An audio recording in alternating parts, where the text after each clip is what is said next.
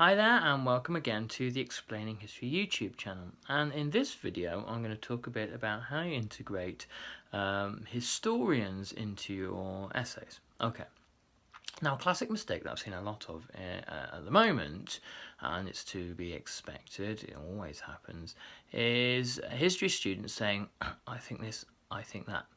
Here's an unpleasant wake-up call.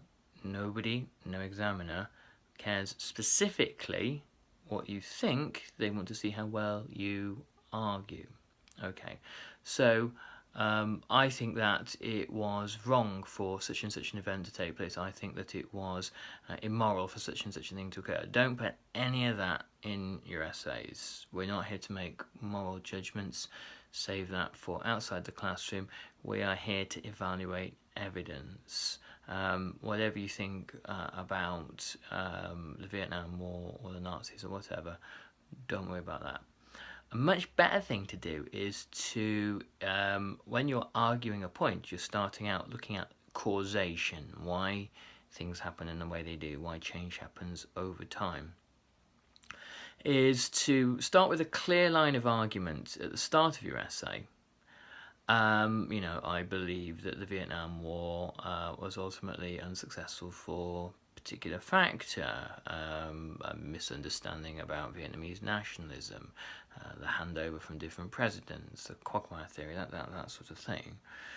And then what you need to do is, instead of saying "I think" in each paragraph, have either one of two things. The evidence shows this, and you can cite statistics or dates or that kind of thing, or even a piece of primary evidence.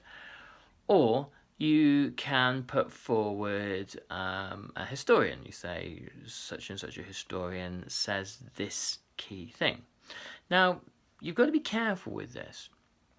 Firstly, you need to know, essentially, to put it crudely, your good historians from your bad.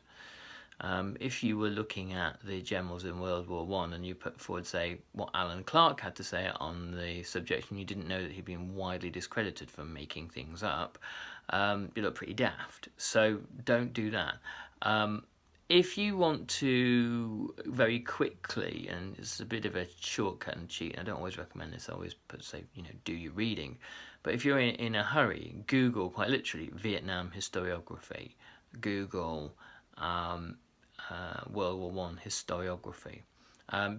Watch with Googling Vietnam or World War I historiography. So many different aspects of these huge topics of study have been historiographized that you need to be quite specific. So if you want Vietnam, why the war was lost historiography, but in search term that pertains to that.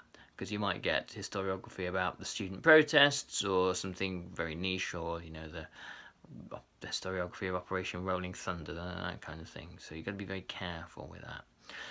When you've done that, and you can start to map out which historians are saying what and when. You mean without reading their books, which obviously is the first port of call. I do recommend doing that because then you have a depth knowledge.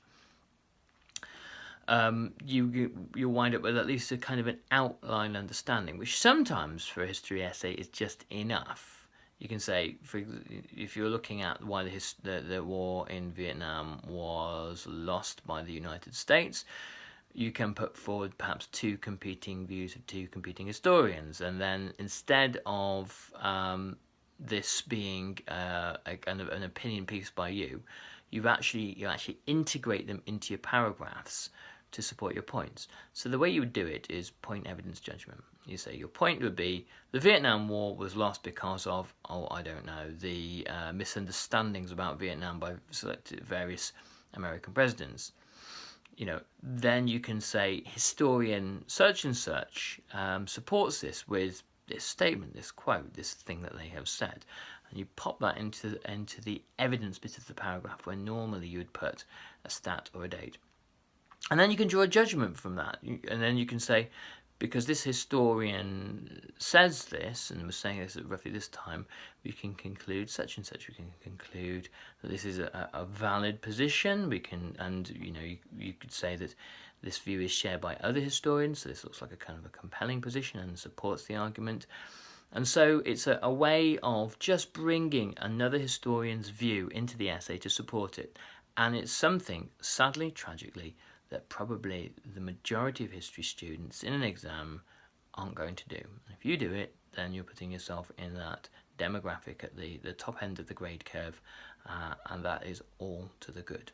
Anyway, I hope you find this useful, and I'll catch you in the next video.